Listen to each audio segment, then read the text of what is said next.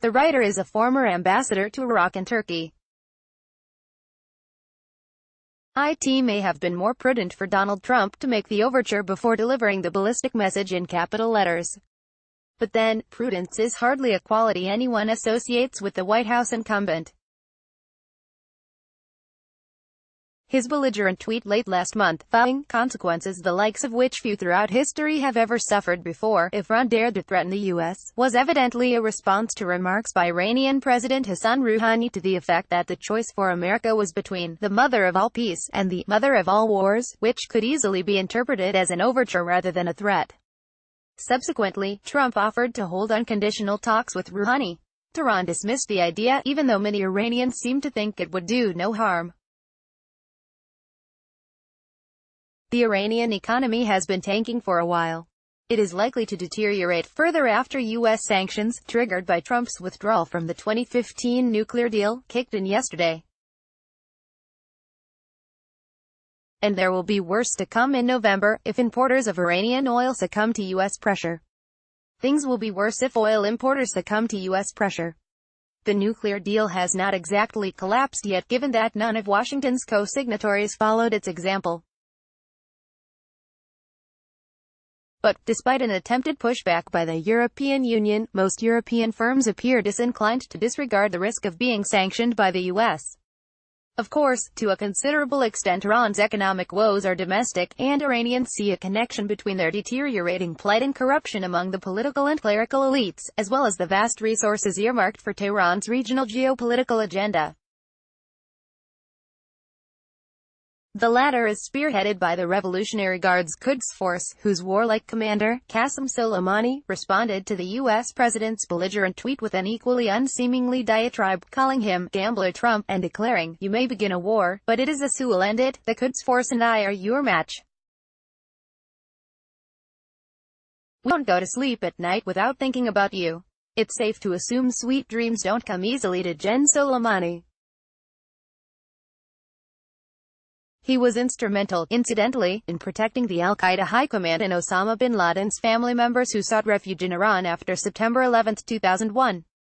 They were usually treated as prisoners but intermittently honored as guests.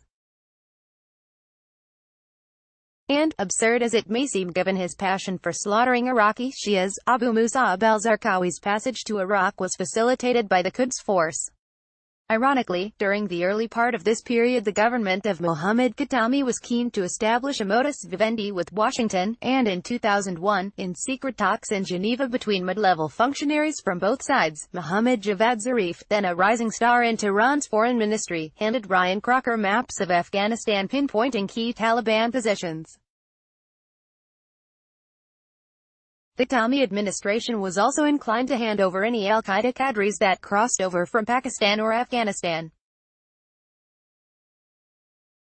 Long before that, there was the collusion that led to the Iran-Contra scandal. Not long after, possibly unaware of these useful contacts, George W. Bush placed Iran in the axis of evil, alongside Syria and North Korea. Crocker and other U.S. State Department employees couldn't believe their ears. The secret bridge came crashing down, and the advent of Mahmoud Ahmadinejad inevitably postponed any repair work, while at the same time making life somewhat easier for Iran's al-Qaeda detainees.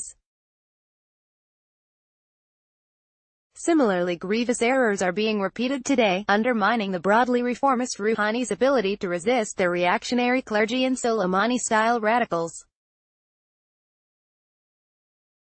Suspected dissidents face imprisonment, especially if they are dual citizens, and even the sight of women displaying their hair discombobulates the clergy presided over by Ayatollah Ali Khamenei.